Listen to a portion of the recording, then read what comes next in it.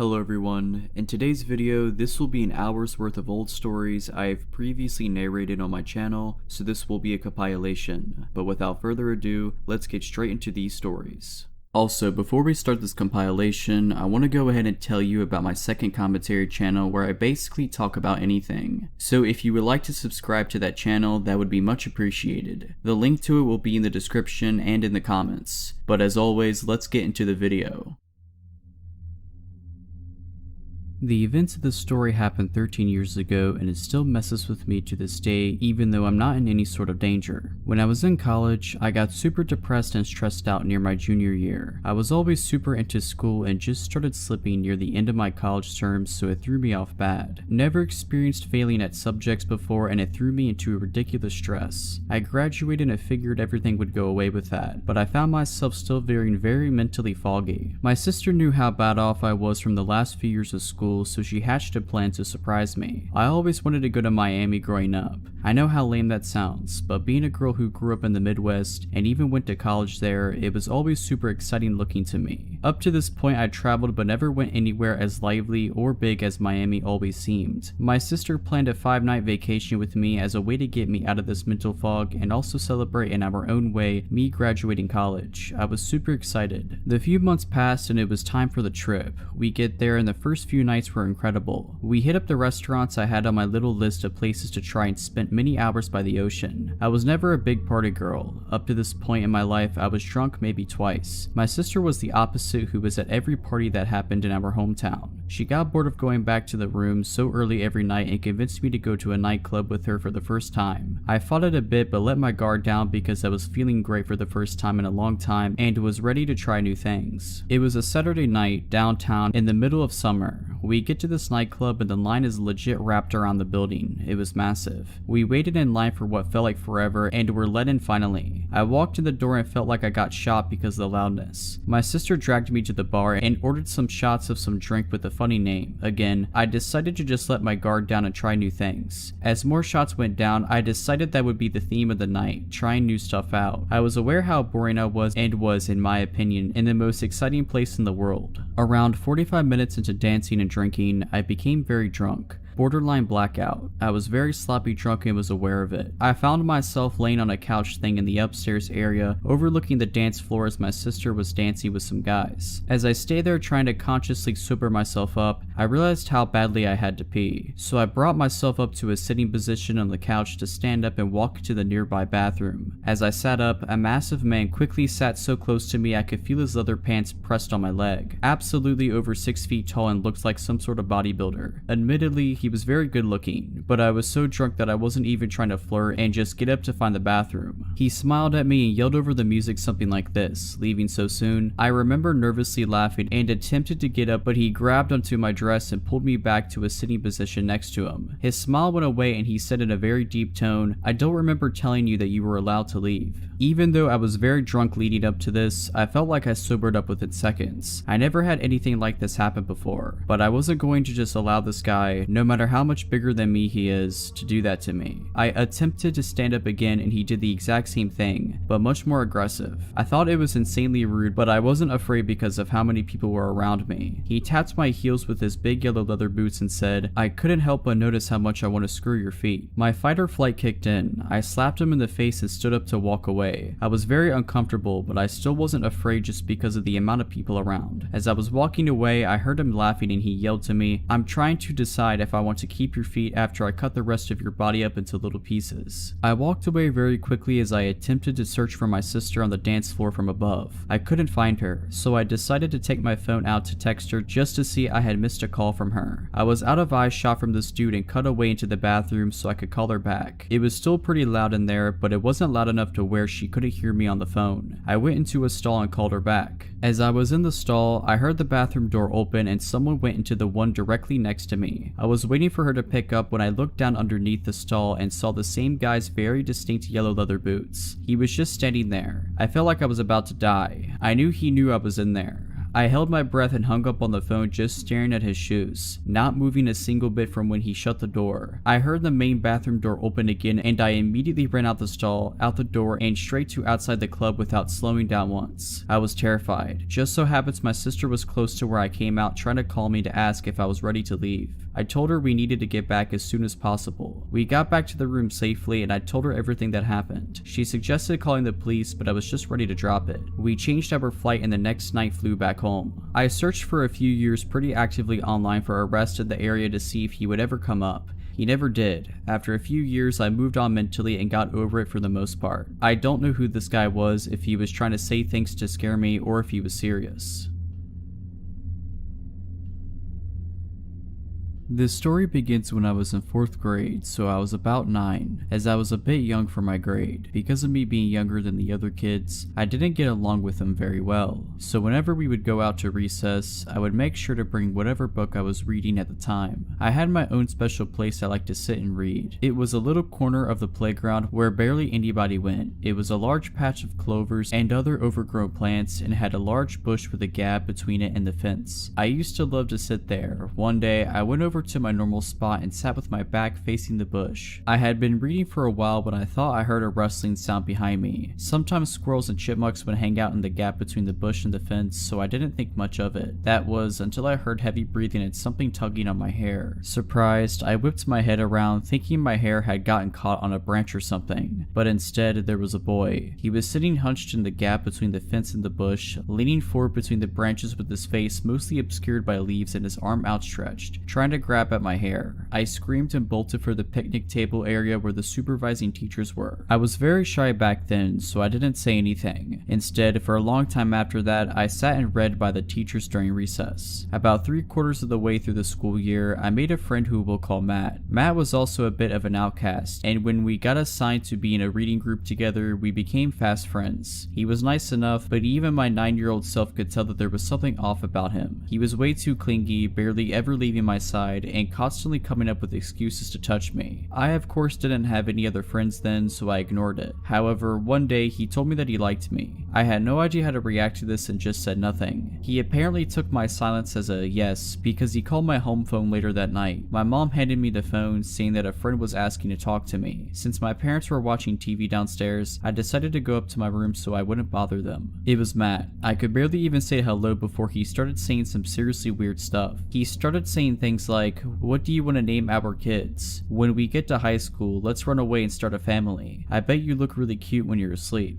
Now, this would be creepy for anyone, but I was 9. I had no idea how to handle the situation, so I just stayed away from him. He was not happy about this, constantly glaring at me and just being all around super creepy. A year later, I was halfway through 5th grade and had a serious bully problem, but that's a story for another day. It got so bad that my dad decided one day to not wait until the next school year and instead switch schools the following Monday. 5th grade at my new school was great, and starting in 6th grade, my parents got me my first phone. Of course, I called up Clara, who became my friend after the Matt incident, and let her know about my new phone. A couple more months passed, and one night, I got a call from an unknown number. Picking up the phone, I froze when I heard Matt's voice. I still vividly remember what he said. "Hey, I missed you so much. Why'd you leave me?" Not even a second after he said that, I hung up, blocked his number, and called up Clara, as she was the only person at my old school who had my number. Apparently, after school, he had asked to see her phone to call his mom, as he had forgotten his at home. She handed it over to him, as she was a very kind but quite gullible girl. Soon, she noticed that he was taking a while and that he had a pen out and was writing something on his arm. She yanked her phone away and he panicked, sprinting off. Looking down at her phone, she saw that he had opened up my contact info. I was freaked out but felt safe, as I had blocked his number. That didn't stop him though. He would call me every single week from a different phone, leaving at least 10 messages every time. Every time I would block one number, he'd somehow call from another one. When I got a new phone, the call stopped and I forgot about it until freshman year. At my high school, there were a couple of kids from my old school, and I suddenly remembered Matt. I asked one of the boys, Harry, if he knew what happened to Matt. According to Harry, he got expelled. Teachers had caught him smelling and touching girls' hairs, touching female students, and trying to sneak into the girls' locker room. The realization hit me like a semi-truck. Smelling and touching girls' hair. It was Matt from all of those years ago when I was reading at that tree. I'm a 24-year-old woman and I once worked at a pharmacy store for about a year as a cashier. I had many weird encounters because people were sometimes behind in their medication doses when they came in to pick them up, mostly harmless. The shifts were usually just one cashier and a supervisor, with the supervisor in the back of the store and the cashier alone up front. This happened close to Halloween at about 9 a.m. on a sunny, innocent day. I was just chilling at the cash register waiting for customers when a man came in and stood in the aisle across from the register and just stared at me for a good 5 minutes. I didn't realize that's actually what he was doing until he made eye contact and he didn't look away. He was tall and reminded me of Tyler Labini's character in Tucker and Dale vs. Evil, just not the least bit charming. I immediately called my supervisor up front over the loudspeaker and the guy walked down the aisle towards the pharmacy. When my supervisor appeared, I told her what happened. She downplayed it, didn't look for him, and said just to call her if he did anything. Comforting. When she was gone, the man made a loop around the store and came right to my register with a bag of Halloween candy and nothing else. I tried ringing him up quickly, but he started asking me ridiculous questions about our savings card program and insisting he sign up.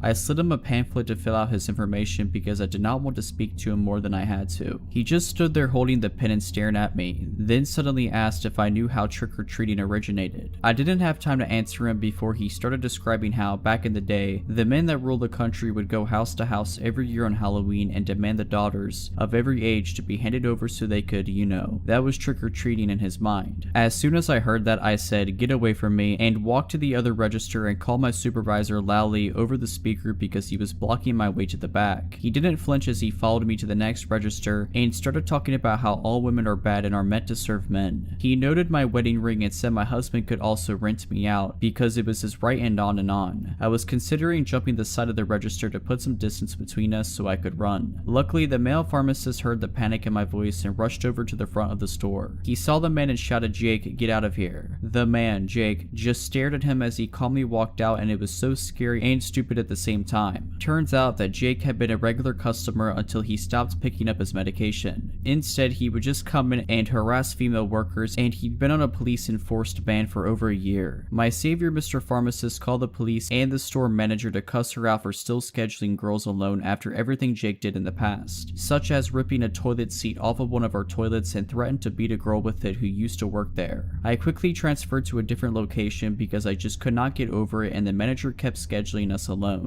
The police only watched the store for a week.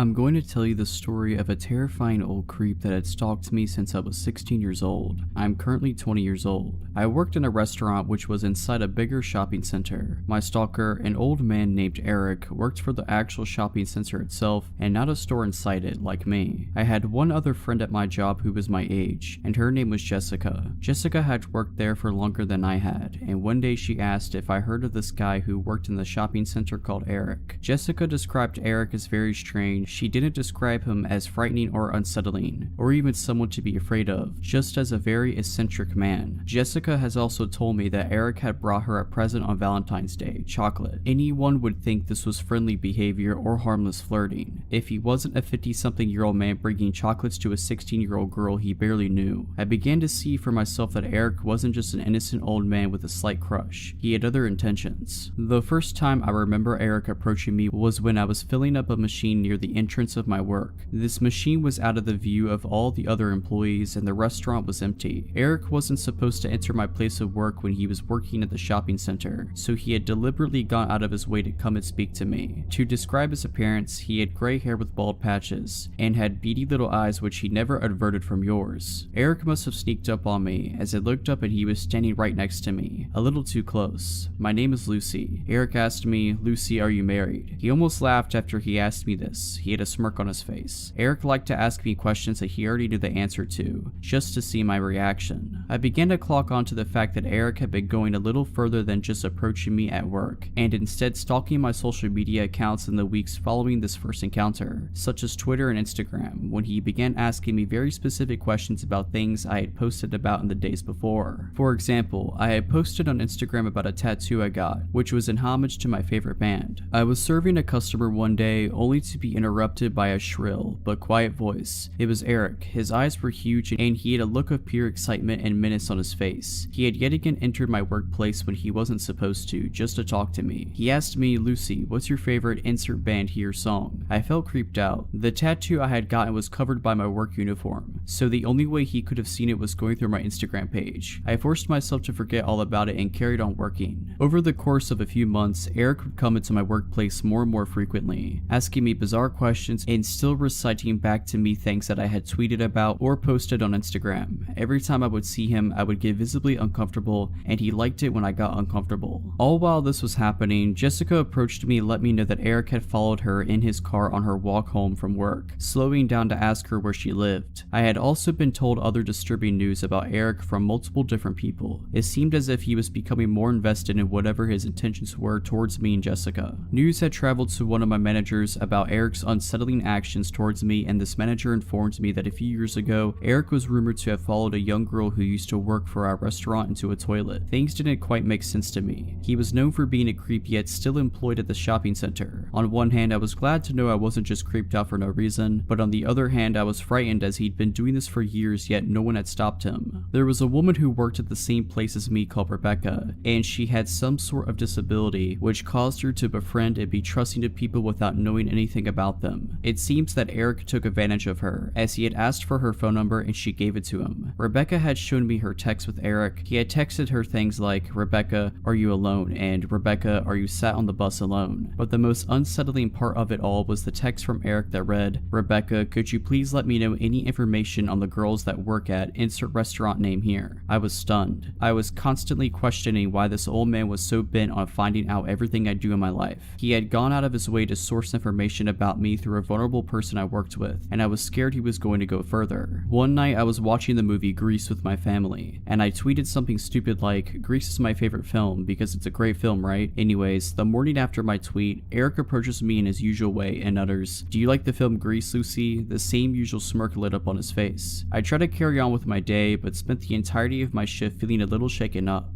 The very second I clocked out of work and got into my car, my phone went off. This was a notification for PayPal. I clicked on this notification to see that I had received £3 from an Eric, and the note attached to it read, "To Lucy, Grease is the word from Eric." He literally found my PayPal and sent £3 to it and quoted the movie Grease. If this wasn't crazy enough, in the days following I received a string of anonymous and incessant calls, one after the other. My phone rang all night. I had to turn it off to get away. Even when I turned my phone back on, the calls continued. The phone calls that I did answer were just someone breathing down the phone, making a point to breathe heavy. I had no proof that this was Eric, but it wasn't hard to put two and two together after all the links he had gone to in order to track down my personal information. If he had found out my PayPal address, my phone number, and all of my social media accounts, what was stopping him from finding out where I live, breaking in, hurting me or my family? I reported Eric to my managers and they passed my complaint on to the managers of the shopping center. At this point, I was genuinely scared for my safety. Multiple girls added to my statement and added details of times they had witnessed Eric's unsettling behavior of times he had been inappropriate with them too. Eric had been cautioned by the shopping center's management, yet nothing was done, except the fact that he was warned not to talk to me. Eric found ways around the no talking to Lucy rule. He would make animal noises at me when he would see me, like a monkey or a dog or any bizarre noise that would get my attention. I think he just wanted me to think that he outsmarted me, and found a way around the rules. After this, I stopped working at the restaurant as a full-time job, and saw Eric less and less, which was obviously great for me. I moved cities as I went away for university and made new friends which distracted me from my old life in my hometown. After moving away and starting my new life, I forgot about Eric. I was soon going to remember though. On Christmas Day, I was back home in my hometown with my parents. My phone buzzed with a notification. I received a notification from PayPal and it was the exact amount of £3, only not from Eric this time, but from a girl whose name I didn't recognize at all. I opened up the PayPal app only to see a note attached to this payment I had received. The note read, "Sending on behalf of Eric." I had forgotten all about Eric and now he was antagonizing me through other people. I threw my phone down on the couch and spent the night drinking with my family, until I forgot about the notification. I since haven't seen or heard anything from him and I wanted to stay that way. I'm not sure if he still works at the shopping center, but I don't go there anymore so I don't have to find out. So this was back in 2011. There were 4 girls living in the house, including myself. Parents' place and I would sublet rooms. First girl was a child friend who moved in to get away from an abusive ex. Second girl applied via online ad and was normal enough except for telling everyone her daughter was actually her niece. Party girl. Third girl was a run-of-the-mill insurance claim processor and quiet type who kept to herself and usually declined any invitation from the rest of us when going out or socializing. Quiet girl. So party girl and I buy tickets to go to a concert out of town. Childhood friend can't get the time off of work and opts to stay behind, as does quiet girl. No surprise there. So party girl and I leave on our trip and spend the night dancing away. Meanwhile, childhood friend comes home from work to find quiet girl sitting in the shower screaming/crying with the bathroom door wide open. She asks if she's okay and calms her down. Quiet girl says she wanted to make dinner for all of us and party girl and I have ruined her cosmic plans. Childhood friend sees spoiled chicken breasts in the sink and thinks, oh, she just wanted to do something nice, and offers to go out to dinner together, as party girl and I will be back tomorrow night and we can all do dinner then. While at the all-you-can-eat Chinese food restaurant, childhood friend notices quiet girl is stuffing her purse with food. This is odd. She's not wrapping it in napkins, just shoving it in there. When they get home, quiet girl started talking all this crazy stuff that made no sense, and childhood friend gets a little nervous and goes to bed early, locks herself in her room, and nopes out for the night. When party girl and I get home the next afternoon, we notice a few things. Childhood friend is already at work, but quiet girl is sitting on the living room couch completely naked and has covered her body in the stuffed animals that belong to the rest of us. Rotten chicken is still in the sink and smells strongly of bleach and other chemicals. Knives are laying around it, pictures have been removed from the walls. I go to my room and see all the pictures of my dad have been piled up in the middle of my bed. I ask quiet girl about this and she explains I need to be reunited with my father. He died in 2003. Party girl emerges from her room wondering why her underwear is piled up in the middle of her bed and several other possessions have gone missing. Quiet girl says she needed them for the ritual and explains we can find what we are looking for in the backyard. We find the charred remains of our things in the smoldering fire pit. We are both angry at this point and demand she explain this behavior. This is where she goes full crazy and explains that our souls are all linked and only through death can our bonds be truly realized. She explains that her and my cat are one soul and that he has been telling her about all of our sins and bad behavior. Also that it's actually her cat. She then full on threatens to end our lives as soon as the last member, childhood friend, has arrived. I grab the largest knife I own while party girl and I barricade ourselves in my room in the basement. She calls childhood friend telling her not to come home as it isn't safe, and I call 911 as my life has been officially threatened by someone who has clearly lost her grip on all reality. Cops arrive within minutes and ask quiet girl her name. At this point she just starts screaming her first, middle, and last name repeatedly, over and over again, will not stop. My cat is trying to sneak out the front door and I ask one of the officers to grab him. She begins to scream that it is her cat and not to touch him. I am in tears and offer to retrieve his adoption papers. I am terrified and don't know what to do. Party girl is hiding behind me. Then quiet girl loses her mind, jumps up and attacks the officers. It took 3 of them to pin her down and arrest her. Once she was removed, I wrote up a letter of eviction and we began bagging up her room. That's when we discovered that she was a schizophrenic who was offered schizophrenia medication. Her boyfriend came later that day to collect her things as I had called him to notify him of the situation and he was totally clueless. He accused the rest of us of running a drug ring party house and driving her insane. Not true at all. We changed the front and the back door locks that night and put new locks on each bedroom door as well. She later tried to serve me papers and sue me for wrongful imprisonment. Pretty sure the cops made that call, not me. Nothing ever came of it, obviously. I have not had a roommate I wasn't related to since.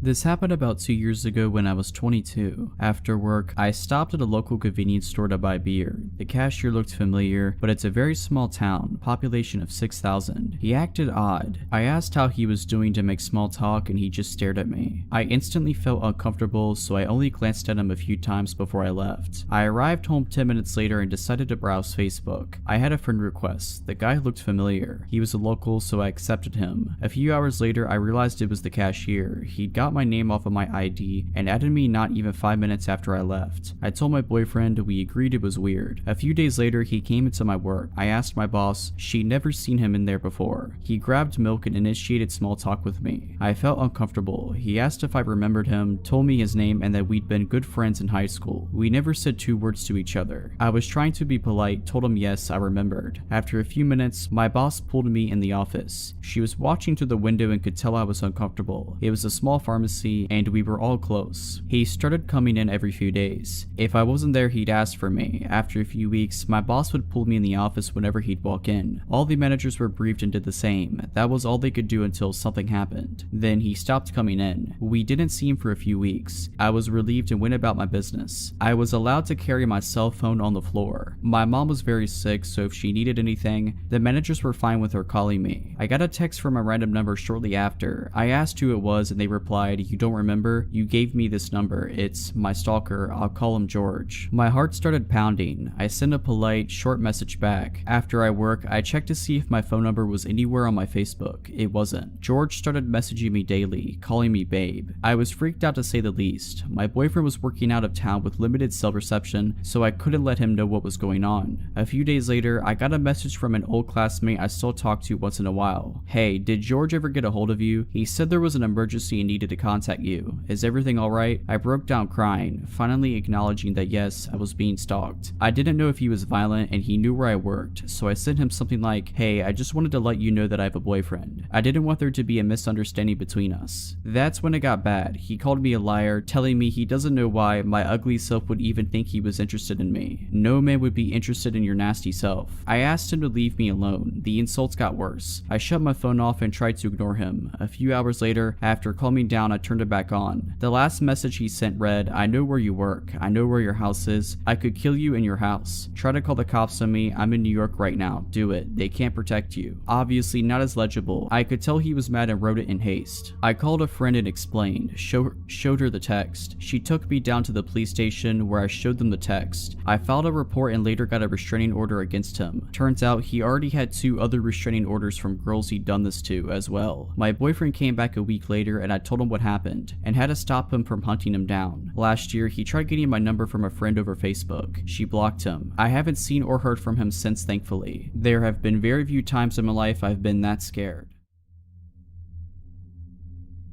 For some context, I'm a 32-year-old female. This happened to me when I was about 25 or 26. I work full-time as a researcher at a university, which is where these encounters took place. I'm not a professor or anything, and because of my age at the time, I could have easily been mistaken for just another student wandering around campus. On some days, when the weather was nice, I would prefer to spend my lunch hour strolling around the university grounds outside, or sitting underneath a shady tree on a bench, enjoying the time I was not sitting in a cramped corner of a lab.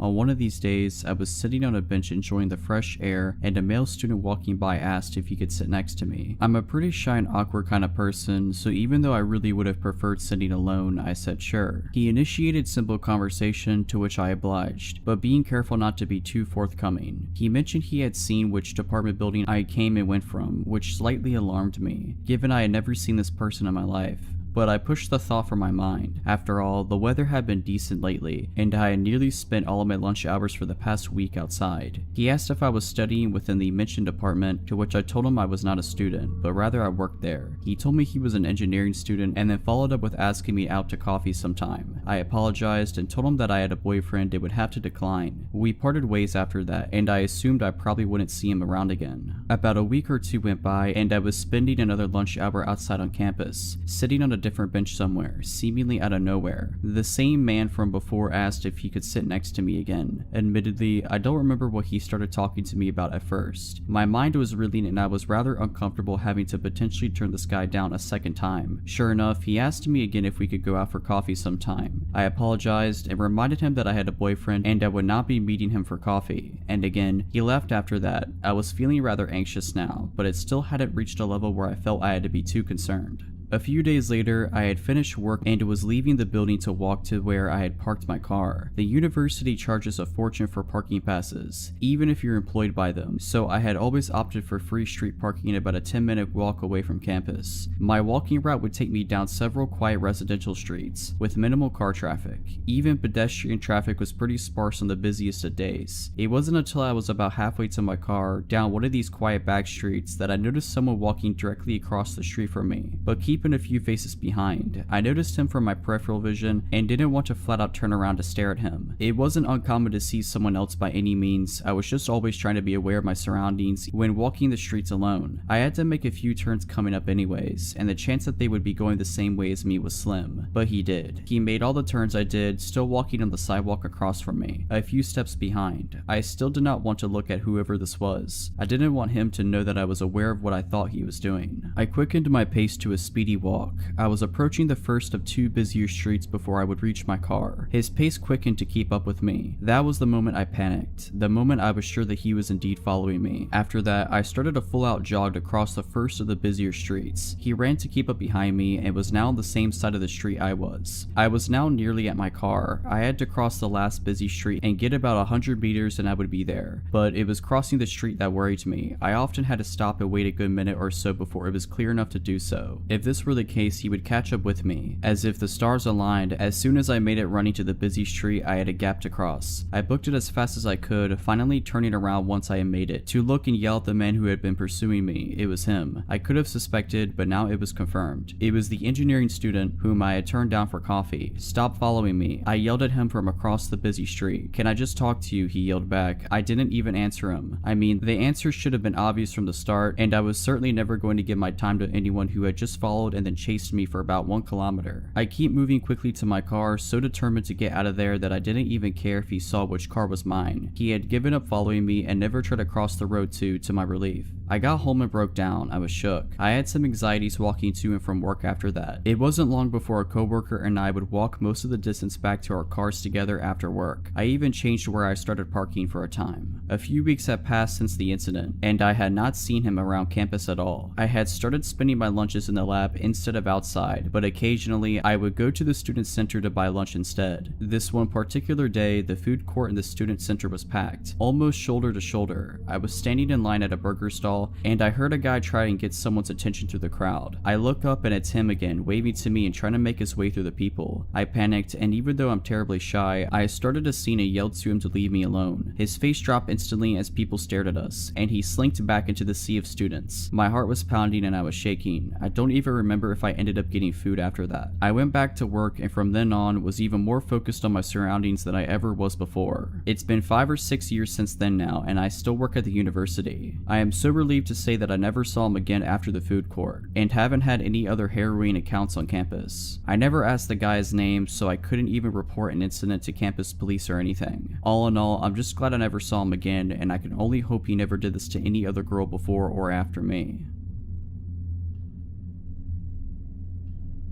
When I was in my early 20s, I moved to Southern California with my aunt. Once I had a job established and steady income, I found an apartment that was super affordable at $350 a month, plus utilities, the first red flag because California is not cheap. The other residents in the apartment was a 45-year-old male named Zach and a 45-year-old female named Tina. They weren't a couple. Tina was a little difficult to deal with, very OCD on a lot of things, and we mostly avoided each other. But this story is about Zach and his friend Mike, also 45 years old. Mike and Zach were childhood friends, and Mike lived in the same apartment complex as us, so he was over a lot. Every time I would come home from work, they would be polishing off a handle of vodka and then would go out. I wasn't super comfortable in the living situation, but it was cheap, and I was in school, and I tried to make the best of it. I got along with Zach for the most part if it was just him around, but Mike was just a time bomb. Here are just a few instances that just gradually got worse over time. The first incident. Zach invited me out with Mike and another friend of theirs out to a local bar a couple miles away. I was comfortable around Zach and I got into the passenger side of the truck. I didn't have any negative interactions with anyone until this point. Mike went ballistic in our complex parking lot about how I was selfish and had no business in the front seat because I wasn't Zach's girlfriend, etc. It was weird because a man the same age as my dad was throwing a tantrum over the passenger seat, so I just got out and went back to my apartment. My first rent check bounced. I apologized to Zach and discovered that my checks had misprinted the account number. I paid in cash and paid off the bounce check fee and thought all was okay, until I got home one evening and Mike was over as normal, but starts interrogating me on why I couldn't pay my rent. I was only 22 at the time and didn't really want issues, so I was just like, hey, I apologized and took care of it. Even though Mike didn't live live in the apartment. He would not let this go. He would just scream at me saying I was lazy, that I should be evicted, and on and on. It's also important to note that Mike and Zach both had 2 DUIs.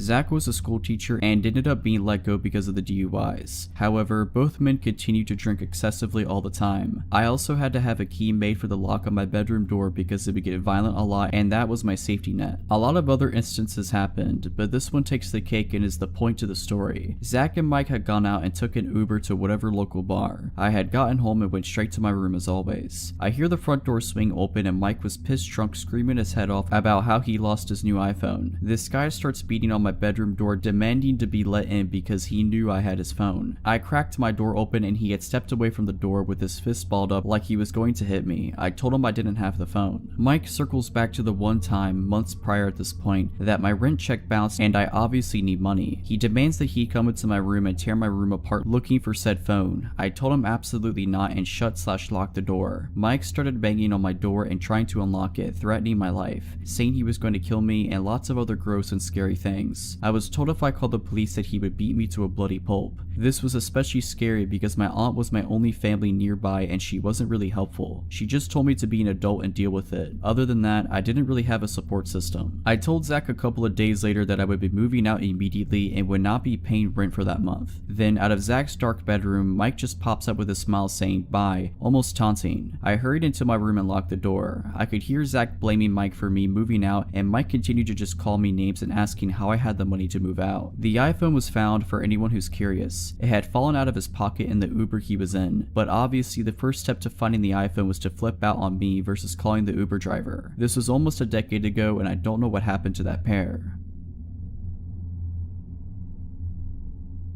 About 2 years ago, I worked at a movie store inside a mall. I was 20 at the time. This guy was over 6 foot, late 40s, very hefty, and always had this weird zombified expression on his face. He came in about once a week. One of my coworkers had even warned me about him, how he was a little off, but I still treated him with as much respect as I did everyone else. One day, he came in and we talked for a bit, but it got a little awkward and I kept trying to end the conversation and look busy by tagging items behind the counter. He stood there in silence, watching me for about 20 minutes and finally left. A few days later, he comes back in and walks up to me, holding a large container. He says, "I made 4 pounds of enchiladas at home today, just for you. I remembered you like Mexican food." I don't remember at all telling him that I liked it, but I do know that I went to the Mexican restaurant across the way every lunch break. I just politely accepted it and put it in the back office. Another few days later, he came back in and had a drawing for me of a dragon. Now, I love dragons, but I never told him that. This drawing looked like it took hours to make, and at this point I was a little freaked out. I had him leave it on the counter so I could just throw it away later. Later on, I was given about a week vacation. During that week, I had cut my hair about 12 inches. The day I came back, I got a shift with my manager. I told her all about the guy and immediately she was weirded out for me. A few minutes later, I see the dude walking around in the mall. He was going towards the exit and didn't look at me once. My manager tells me to go back to the office. I go and wait until she comes to get to me, and when she does, she tells me I need to make a report to mall security immediately. Apparently when I ran back there, he turned around to come in and walked all throughout the store. When she asked him if he needed help with something, he said, "I can't believe she cut her hair," and briskly walked out. I go to the mall security office to make a report, and we went through all the videos from the cameras of when the guy came to visit me, but there was one video that really stood out. The video shows him pull into the parking lot of the mall, and about 3 minutes later I arrive.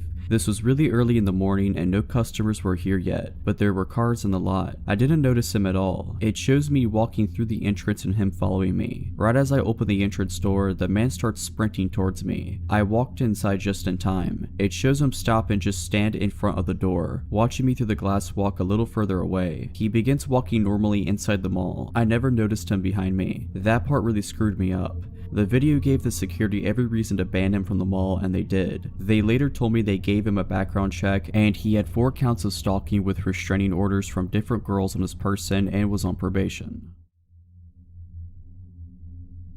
When I was like 13 years old, probably close to 12 years ago, I went trick-or-treating with some friends from school. We were the type to bring pillowcases and get as much as we could, then wait at the end of the night. We've been all over the neighborhood. We lived in a suburban area, but we were quick. We were able to get most of the houses before lights started turning off, and we all had a hefty turnout of candy. Trick-or-treating was starting to calm down by this point. The time must have been around 9:30 or 10 maybe. There was this one house with the lights off, but we still walked up anyway because there were a couple cars parked outside. We rang the doorbell and nothing, so we rang a few times, still nothing. I'm not defending what we did at all, we were seriously stupid kids back then. One of us starts banging on the door and talking bad like, "We're gonna egg your house," and so on. Right after that, this man jumps out of the door and basically slams it open. We all jump back startled. It was pitch black inside his house. Where were the other people? There were two cars right in front of his house. He had to be late 20s or early 30s with a scruffy beard, wearing a white beater and black zip-up hoodie, and had this look of total rage in his eyes. He comes out with this huge dog on a leash that starts barking, growling, and showing his teeth in our face. I couldn't really make it out at the time, but it appeared as though he had a knife in his other hand as well. We're terrified because we didn't expect this. He just busts out the front door and starts chasing us down, and we start sprinting away in total fear. He's screaming things like, "I'm gonna kill you," and "You shouldn't have screwed with me," or "Better hope my dog doesn't catch you," or "Get back over here." He ran after us for probably 10ish minutes. The whole time he was just frantically waving his arm with a knife, shouting mostly incoherently with his dog by his side on that leash. It was horrifying. We got away thankfully, somehow managed to lose him after running for a while, but I can't imagine what would have happened if we stayed there for any longer. I'd probably be chow for his dog, but thankfully we were all pretty healthy kids so we could outrun him. I'm honestly surprised that nobody else was really around to see this maniac chasing us in the middle of the streets. I knew it was later at night, but still. We had to beeline back to my place looking over our shoulders the whole time because we didn't notice when we lost him and we didn't see him walk back towards his house. He was just gone after we turned a few corners. Now, I understand it would be frustrating for some kids to be at your door being annoying like that, but what gets me is that the reaction from this guy didn't really seem appropriate. I would have just opened the door and told the kids to screw off or threatened to call the cops or something like that. We went back to my parents' house and played Smash Bros on the Wii all night and ate a bunch of candy. We managed to hold onto our pillowcases of candy the whole way home. My friends started crying after we got back. We locked all the doors and windows obviously. We were pretty sure he wasn't around when we went into my house, so it seemed safe.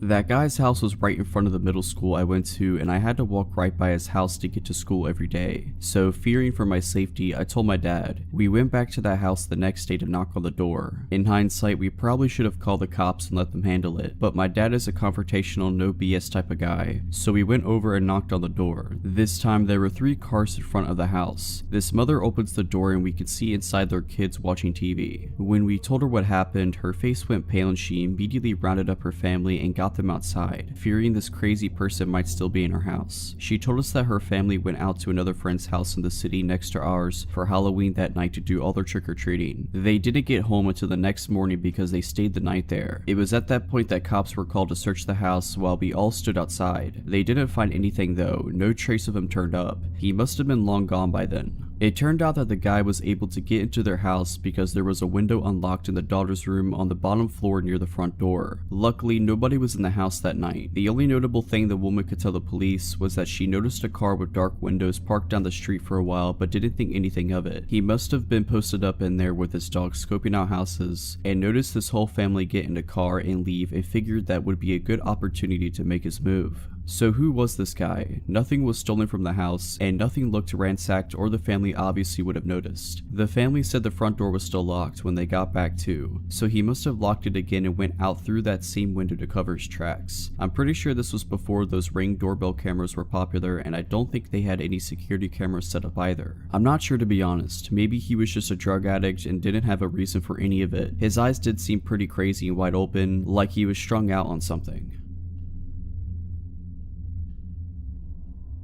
This happened to me a few years back. I was living on my own in the city and was unemployed at the time, usually out looking for work and trying to stay busy. One early afternoon, I was heading back to my neighborhood after running some errands downtown and boarded a tram that would take me almost all the way home. There was a park that I would have to cross between the stop and my home, but crossing it would only take a few minutes. So I boarded the tram, which was mostly empty. Besides me, there was one younger man in the second carriage, and the driver up front in the first. I find an empty 2 two-seater. The rows are quite narrow, but I'm comfortable. I put my earbuds in and look out the window as we start moving out of downtown and towards home. We pass a couple of stops and don't pick up any new passengers. There had probably been a tram right in front of us who took all the people, so it was particularly empty compared to normal. At the third stop, the doors behind me open, but I don't pay much attention until a stocky man, average height, probably in his 50s, with neat, short hair and inconspicuous clothes, suddenly sits down on the next seat next to me. The rows are very narrow. This guy is basically trapping me. I can't get past him without his cooperation. He greets me with a huge smile and says hi as he sits down. On this particular day, being down about not finding work and it being broad daylight, I decide I do not want to play along. I just want to listen to my music and I don't like this man's vibe. I tell him I'm not in the mood to talk and he needs to go sit somewhere else. Wrong answer. That man goes from 0 to 100 in 0.2 seconds and his face contorts with rage as he starts yelling at me from the top of his lungs. I wish there was an exaggeration, but unfortunately it isn't. He was loud. You are a terrible person. You don't clean yourself. You stink of sweat. I didn't, he did. He goes on and on about what an abomination of a person I am, and I have sort of a freeze reaction. Inside I am getting very scared. I start looking for a way out, but I'm trapped. I look over to the young man, hoping he will come to my rescue. I can tell he's hoping to stay out of it, but after I've been screamed at for maybe 2 whole minutes, he finally says meekly, "You better calm down," which of course doesn't help. So he just gives up and goes back to whatever he was doing, probably looking at his phone. I am hoping that the driver might react as he has a clear view to the back of the tram and there's no way he's not hearing what's going on, but again, nothing. The stocky man, maybe frustrated that I'm not reacting to his insults, escalates the abuse and starts screaming that he's going to kill me. At this point, I have to do something and unconsciously probably decide that the only way is through. I'm so done with the situation, so before I even realize what I'm doing, I just get up and push past him. It's all survival instinct. Scared that he's going to follow me, I move quickly towards the front of the tram. He gets up and follows me, all red-faced, shouting how he knows where I live and that I need to clean myself behind my ears, that I stink and that he's going to kill me. Again, the driver does nothing. As we pull up to the next stop, which is the stop before mine, I wait until the very last minute before I ask the driver to let me out the front door, which he does. I slip out quickly in hope of escaping without being followed. I don't dare taking the time to look over my shoulder. I just hurry down the steps and away from the stop.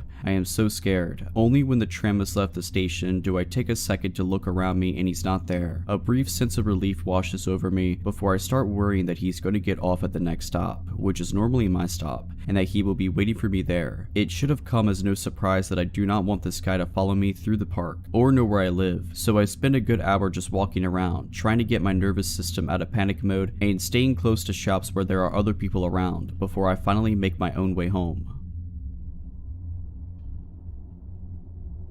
This happened when I was 21 years old, and I am fully aware I made a lot of poor decisions in my younger days. I am very lucky to have survived, and here's one of my stories. I have just met with a cousin at the mall I hadn't seen in a long time. At this point, I had been living in South America for about a year and had started feeling overly confident. I have been told many times about the dangers of taking a taxi from the street. Some people always take them and some people never do. It's obviously never worth the risk, but I look obviously foreign and I should have known better. My cousin says, "I always take street taxis, I'll find us a good cheap one." This was my first time ever taking a street taxi. She finds one and waves me over. Looking back, I am flabbergasted as to how I got into an all-black car. Again, these cars could just be normal taxis, they exist, but it's even more riskier than taking the yellow ones. The first red flag was how silent he is. After chatting away for some time, we realized it was taking far too long. I could see the smile in my cousin's eyes fade as we both realized at the same time that we are nowhere near home. She asks him, "Where are we going?"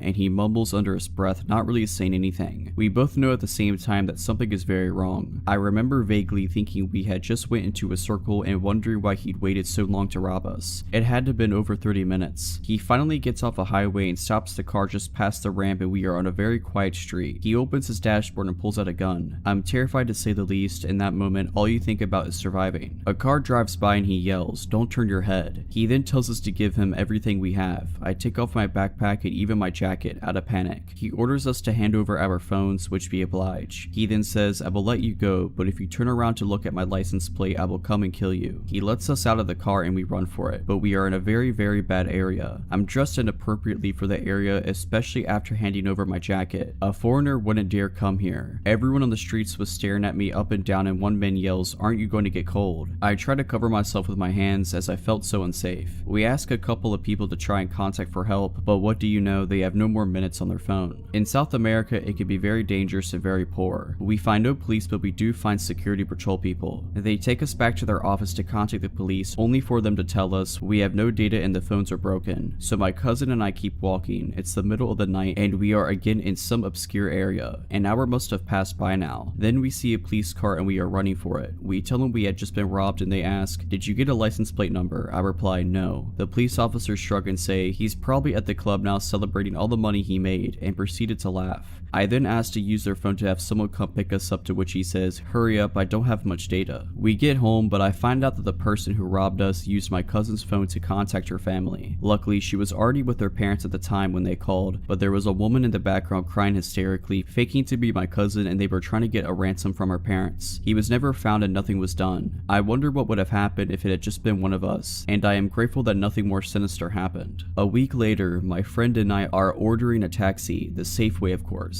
While we are waiting, a similar black car pulls up next to us, asking if we need a taxi. We immediately say no. As he drives off, I turn to look at his car, and what do you know, he has no license plate in broad daylight. I'm not insinuating it was the same person. Of course it wasn't. There are over 10 million people in the city. My point is that it happens a lot in South America, and never to get too comfortable. This experience made me realize what it's really like to live in a developing country, even if you have money and stay in good areas. You always need to be high alert, and no one is immune to the constant fear of, will I be robbed today?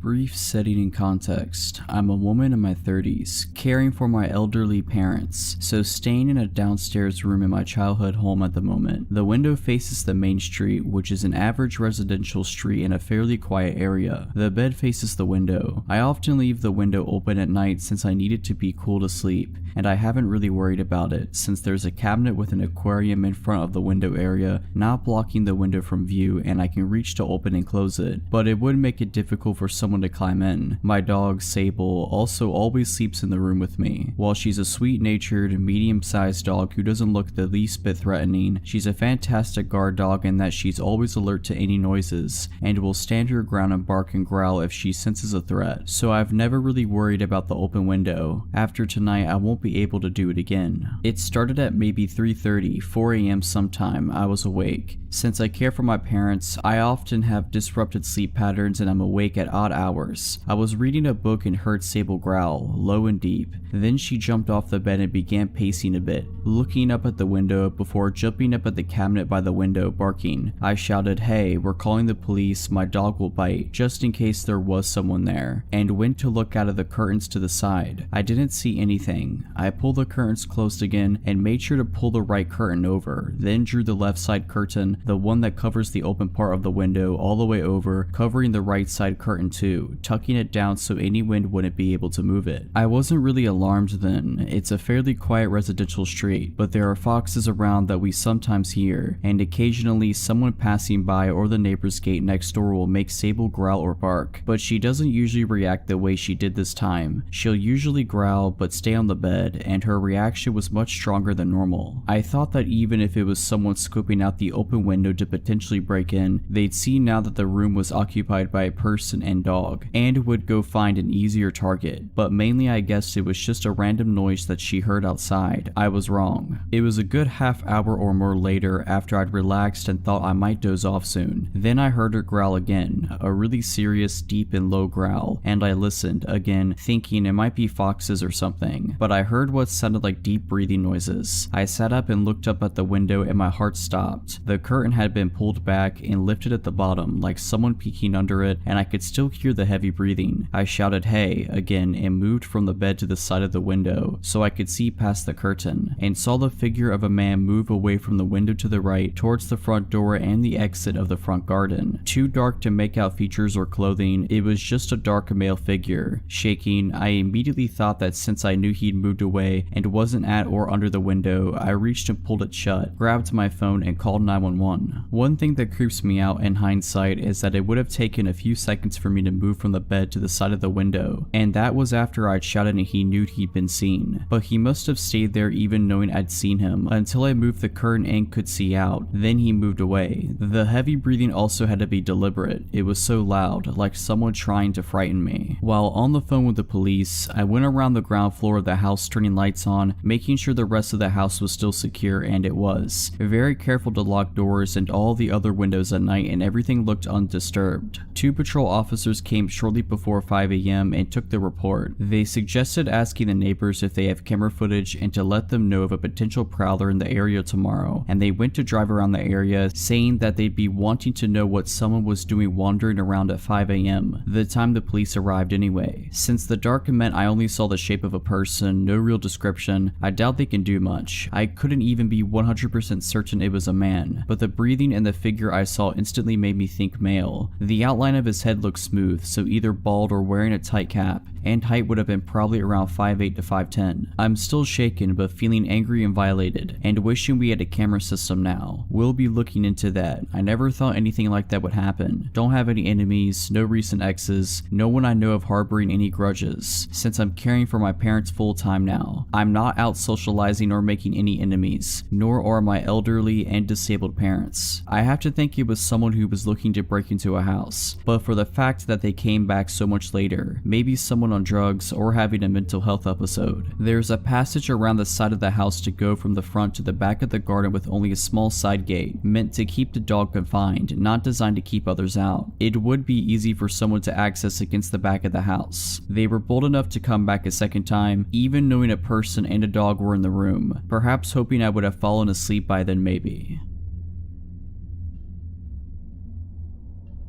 This happened a few weeks ago. I work at a gas station and have years of experience in a previous one, so getting this job was a piece of cake. Only this was different as it was lone working 8-hour shifts entirely by yourself. These shifts included night as well. So my shift started early afternoon. About maybe half an hour into my shift, this guy walks in. I've seen him before as he entered the shop the day before and randomly asked me if I had any shopping bags to spare. The guy was giving me some uncomfortable vibes, but luckily someone else was working with me that day for a short while, so I asked them to deal with that guy. My colleague said we don't have anything to spare you and told him bye. The guy leaves. The next day the same guy walks in and I thought, what does he want now? He walks up to the desk and starts chatting to me. He was asking me some advice about his living situation as he told me he used to be homeless. Since to me it's not really my place to give advice, I just shrugged and told him to just sleep on it and think about things. He then left. He didn't enter the store to buy anything at all, just a chat, but thinking back I remember that he asked what time I got off and stupidly told him 11 o'clock tonight. I went on with my shift as usual up until about 9:30 p.m. as the same guy returns, but with another guy who may I say looked dodgy, all dressed in black and hood up. The guy who entered the shop previously pokes his head into the door and asked if I do phone top-ups. We do, but something in my gut was telling me to make him leave now, so I lied and told him we do not. So the guy and his dodgy friend hang outside the store for a bit while I was serving customers, then until the shop seemed quiet again, they both entered the store and looked all around the shop. I noticed the dodgy guy kept his hands in his pockets the whole time, and then a thought struck me. I might be getting robbed tonight, so I took some deep breaths and tried to keep calm and just thought of my training I repeated in my head. I thought to myself that I should just stand and be ready with one hand under the desk hovering over the panic button. I thought to myself the minute they pull a weapon out on me is when to hit the button as its silent alarm, and just pray the police arrive on time. Well, they just ended up buying a bottle of water, as of course I did notice there was someone still outside in their car. I felt a huge sigh of relief thinking they just wanted water, or they decided not to rob me because there's another person outside. They both leave the store but again hang around outside, right by the door. Then I see the car drive away and I thought to myself, I don't want these guys in the store again, not while I'm completely alone. So I flip the switch that automatically locks the main door. Half an hour passes, I had no customers and still the two guys are still hanging around outside. I called my boss to tell him what's going on and to give him a heads up that at some point I'm going to have to call the police and have them move them along as it's making me very anxious. Then another guy shows up and joins the guys all dressed in black and wearing those COVID masks. He also hands his friend's mask too, then he makes his way around the back of the store. Then I realized the back door, the one I go out from to smoke. I ran to the back door, slammed it shut and locked it. At this point I was scared for my life, as these guys stack around the place to which felt like an hour and a half. I hid in the office watching the cameras. I picked up the phone phone and dialed the non-emergency number for the police. At this point, I was really freaking out. The next thing I hear is my cell phone ringing as a colleague calls me to check in on me. I told him what's happening when I came out the office to take a peek, and of course, those guys were right up to the window knocking to grab my attention, and they saw me with 2 phones to my ears. They saw me, I said to my colleague on the phone. Then I came up with an idea. I put the phone I had making a call to the police down and kept my colleague on the phone. I said, listen, I'm going to see what they want, stay on the phone. I'm going to put you on speaker. Stay quiet, don't say a word, just listen. If you hear me say the till is slow, you hang up and call the police. That's me telling you I'm in danger. So I put him on speaker and hide my phone in my bra. I head to the window. What's up guys, can I help you? Guy, why is the door locked? That's because we're in night mode right now. Doors are locked but I can surf through the hatch. What can I get you? They just look at each other and whisper amongst themselves. Guy, we'll just take some smokes and a lighter. Sure, one moment. I grab what they ask and they push a $20 note through. I grab the $20 and of course check it. Then I rang them up, but as I had their change ready, I saw one hand through the hatch. I dropped their change into that hand, avoiding contact. Okay, thanks. I stared them down and they left. I demanded that my shifts are to be changed to morning shifts after that night or I'm quitting.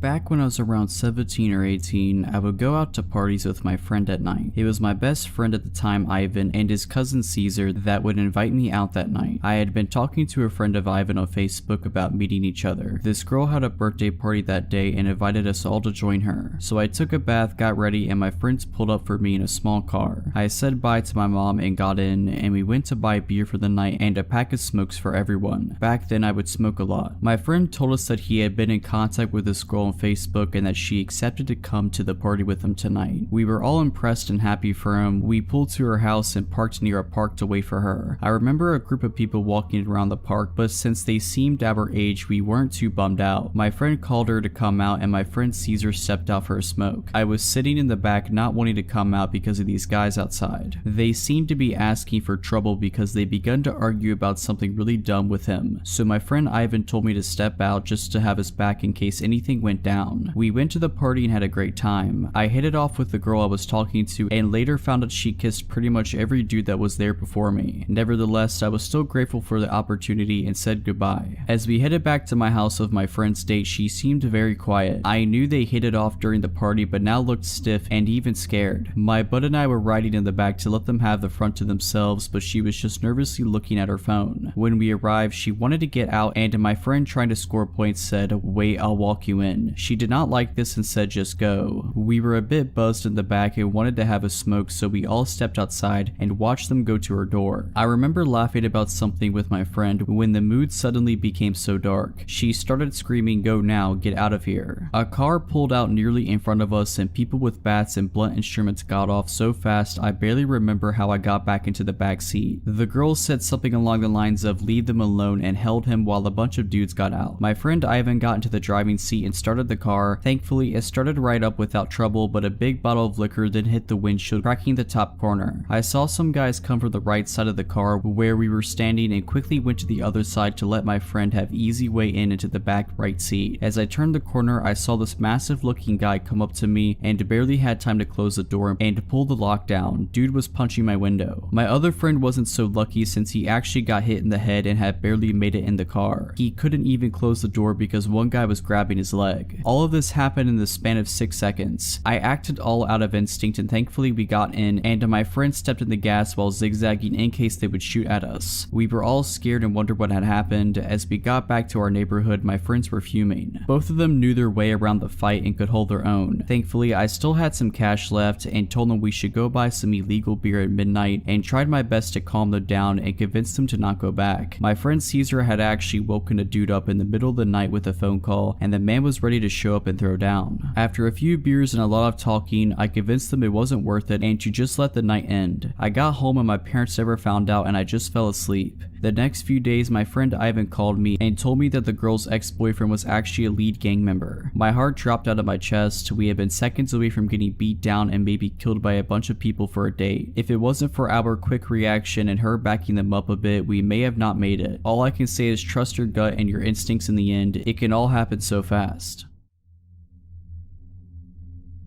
Many years ago, before kids, rescue animals, a mortgage, and a husband, I was a travel writer in Europe. I did most of my trips alone. This story is about the first time I visited Prague. I'd never been to Prague and the trip was last minute, so I had little time to prepare. My travel partner had dumped me in another country and I was determined to make the best out of my trip by visiting a place I'd never been. Upon arrival at the train station, I visited the accommodation office and asked for a hostel not far from the center. In my early 20s, winging it was part of the fun. These days, I'm far less adventurous. The hostel they sent me to was a sprawling, crumbling, slate gray, art decoration building on a nondescript street about a 10-minute walk to Stare Mesto. The inside was probably beautiful at one time, but by the time I checked in, it was full of shabby, mismatched furniture and cheap stained carpet. Most of the light fixtures were broken, leaving everything but the lobby dark and gloomy. It smelled of standing water and dust. I found my room, a double for $12 per night, and made note of the fact that I had a roommate. She wasn't there, but on her side of the room there was a suitcase, dressed neatly folded across the back of a plastic chair, a scattering of makeup containers on the beat-up desk, and a stack of German fashion magazines on the bed. As I had no plans or goals on this impromptu trip, so I spent the afternoon exploring Old Town Square, the Jewish Quarter, and Wenceslas Square. I purchased some Czech crystal for my mom and painted eggs from a street vendor for myself. I also made reservations for a sunset dinner cruise for one. At around 6 p.m. I returned to my room to shower, change clothes, and unload my purchases. When I left my room about an hour later, there was no indication that my roommate had returned at any point during the day. After the cruise, I stopped at a tiny bar in Tinska and had a glass of wine. It was nearly midnight when I returned to my hostel, so I was surprised to find that my roommate still hadn't returned. That wasn't uncommon though. Backpackers are a fickle lot. She could have gone on a short overnight trip and just left her stuff behind, hooked up with someone and was holed up at their place, or hanging out at another hostel, so I was surprised but not concerned. I took another shower before bed, however, and was surprised to find that things in the room had changed up in my return. Her bed was neatly turned down, the magazines had moved to the nightstand, and the dress was gone. The strangest thing though was the addition of a pink silky nightgown spread across the bed, my bed. Maybe she thought she still had the room to herself. I didn't see how. My shopping bags, clothes, and toiletries were in plain view. I gently moved the nightgown over to her bed and then settled in for the night as I wrote in my journal. I assumed she was in the shower or somewhere nearby, so I expected her to return shortly. After about an hour though, her side was still empty. I needed to use the restroom before I went to sleep, so I made one last trip down the hall. The building was unusually quiet. There weren't the regular sounds of chatty backpackers, the clinking of glasses, or music that would normally leak through the walls. There was nothing. It was hushed like a church after the congregation has left. I found myself practically tiptoeing back. My room was near the end of the hall and I couldn't shake the feeling that the corridor was darker than before. The few working lights were blinking as they struggled to stay lit and it reminded me of a funhouse. A tightness began to fill my stomach and I subconsciously quickened my steps. There wasn't a soul behind me yet. I kept glancing back over shoulder, convinced I'd see someone gaining momentum on me. The only sound was the soft thud of my flip-flops as they struck my soles. I was flooded with relief as I flung open my door, but it didn't last long. Everything was exactly as it left it, except for the silky nightgown which was now back on my bed. Sleep came in fits and starts. I left the lamp on for a while, still convinced my roommate would be right back, but the shadows it cast made the room even spookier. It was too dark with the light off. I'd finally slipped into a deep sleep when I suddenly heard the door open. A man stood in the darkened doorway, the hall light behind him showing just enough for me to see his contorted face. "I didn't mean to," he sobbed. "You have to help me." Too confused and disoriented to be scared, I sat up, scrubbed at my eyes, and reached for the lamp switch. But once the room was light, I saw that the door was closed. There was no man. I quickly bounded off the bed and went for the door. It was locked. Nobody could have entered without a key, and the hallway empty. I passed the rest of the night fully clothed, sitting up in my bed, and with the light on. Though I'd pay for 2 more nights, at 7 a.m. I gathered all of my stuff and went down to the reception desk to check out. By the way, I said to the 20-something receptionist, "My roommate never returned. I'm a little concerned." She picked up the room key, looked at it hard, frowned, and then glanced at her computer. "What room were you in again?" When I repeated it to her, she looked back at her screen. "Ma'am, that room's been empty for 3 weeks and it's been cleaned since. We only have 6 people in the whole building. The hostel has since been renovated and is now a luxury hotel."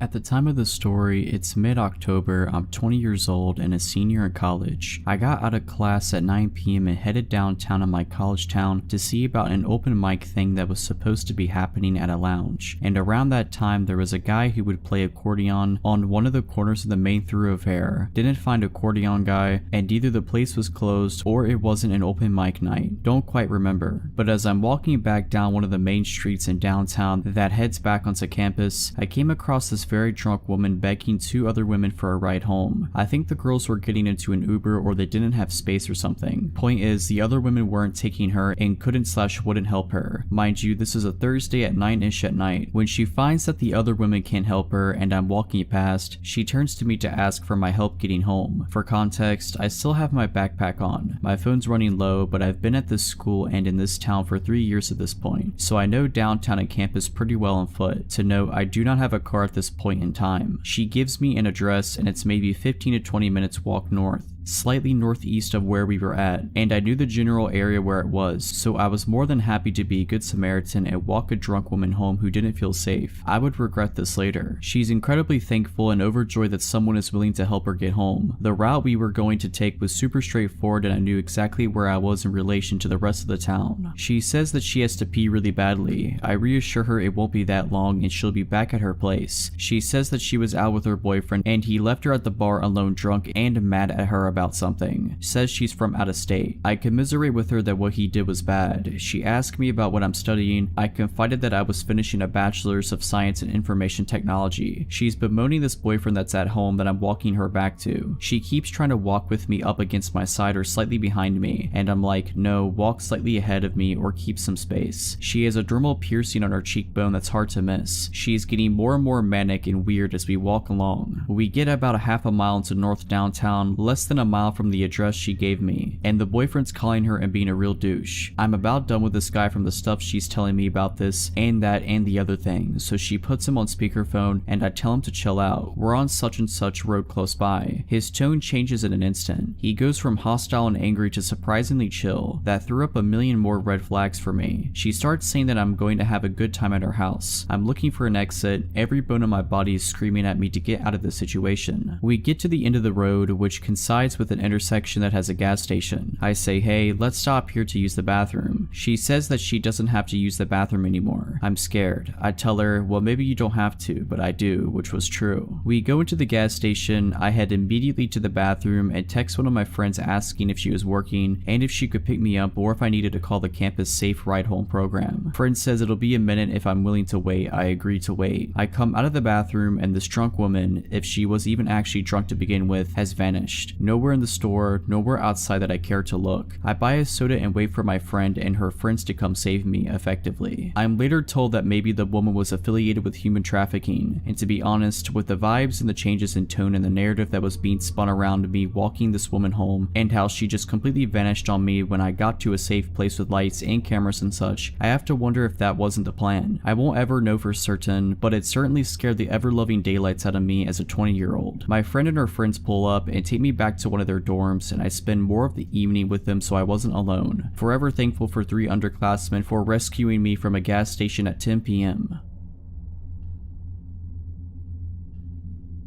Last year I was on vacation in southern Europe with a large group of friends. We have been there for a while and always took an Uber from our rented house to the city, which had very nice bars and clubs. The thing with Uber is, it allows very cheap and flexible transport, but it also opened the door to a lot of creeps. I've had Uber drivers who are super cool, but also extremely drugged up road ragers who drive like maniacs and think they're impressive. But the guy we had that day was by far the worst. It is late evening and Uber picks us up and drives me, 27-year-old male, another one, 25-year-old female, and 24-year-old female, to the desired old town where we plan to go clubbing and drink. While driving, the driver constantly looks at the 2 women in the back seat via the mirror. They only told me this afterwards. He kept starting conversations, but basically only addressed the girls who left answering to the guys, who gave short, non-detailed answers, basically signaling that we, 1, don't want to talk and to don't think he needs to know our plans. To us, he seemed way too pushy, and he wasn't really that big on hygiene. Meanwhile, we can't wait to arrive at our destination and get out of this uncomfortable but not super horrible situation. But that stuff did not feel this great when this guy didn't stop on the road, but instead pulled into a parking spot. He started fumbling with his phone and we were like, alright, weird, but let's get out, and left the car. To our surprise, the guy then turned the car off and got out as well. We saw that red flag and just started walking away towards the bar area of the town without saying a word. Cars can't enter the old town. After 400 feet, once we reached the gates, we stopped because this was the meeting spot for the other half of our group, who took a separate Uber, and found out that this guy was following us and stopped as well. You know the classic circle people form while talking, where one guy is just kinda standing next to it because people don't let him in? Yeah, we did that. We started making conversation about how long the others will take to get here, where they are right now, etc. And this guy keeps throwing in comments like he is a part of the group. Oh cool, even more people. This must be a great evening. Then we texted our friends at a group chat that we are changing their meeting place to this bar, because the Uber driver is following us around and we want to lose him. So one of us started leading the group at a quick pace through the streets. They are very small, lots of people, high old town buildings all around them. We make turns at every corner trying to lose the guy, but he follows. Finally, we reached a big plaza where there were hundreds of people closely together, basically queuing to enter the narrow street up ahead. We pushed through like rude douchebags and successfully lost the guy. Finally, we could head straight to the bar after our detour and linked up with the other part of our group. 2 hours pass, life is all good. We decide to head to another bar a bit further away because the drinks and prices kinda sucked in this one. We had 2 drinks in that bar, and guess who walks through the door and stands next to the table? That guy. Hey guys, he says. At this point, a friend, 28-year-old male, who is good at communicating and frankly quite big, tells the guy that we want to keep to ourselves and have no interest in hanging out with him. Please leave us alone. Fortunately, the guy says it is no problem and leaves. Unfortunately, at around 3 a.m., while dancing in the crowd at a club, the same guy announced his presence by tenderly pressing his body against the back of one of the girls who he has been staring at through the mirror in the car. The girl's boyfriend recognizes the guy, gets angry, grabs him by the collar, and essentially tells him that if he keeps following us, he will get beaten up. A bouncer sees this and approaches them. I start talking to the bouncer, who is super annoyed by anyone intervening at first, but after hearing how this guy stalked us from this car to this club, he just asks the Uber guy a few questions, then proceeds to throw him out. We stayed a bit longer than we wanted, in hopes of him not waiting for us. After that, we reported the guy for being a creep in the app and called another Uber, which thankfully wasn't him. Alright, so that's it. I hope you enjoyed this compilation. Let me know down in the comments below if you want to hear another one of these compilations every once in a while. But as always, have a nice day.